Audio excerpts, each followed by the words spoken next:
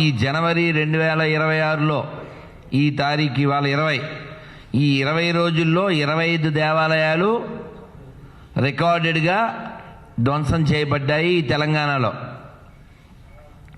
ఇంకా అంటే అన్నది ఆన్ రికార్డ్. ఇది అలా రికార్డు కాకుండా ఉన్నటువంటివి నేను మొన్న చదివాను. ఎవరో ఒక ఆయన ప్రెస్ మీట్ పెట్టి మరీ చెప్పారు. కేవలము రామగుండం చుట్టుపక్కల అక్కడ ఉండే ఎమ్మెల్యే 52 కట్టమైసమ్మ దేవాలయాలు కూలగొట్టారట.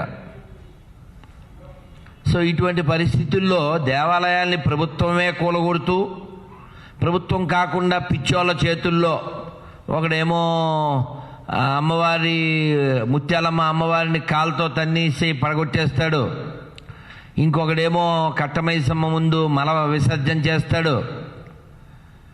అన్నిటికంటే పెద్ద జోక్ ఏంటంటే, ఇలాంటి పని చేసేటువంటి పదాలు ఏ వాడాలో మరి ఇక్కడ మరి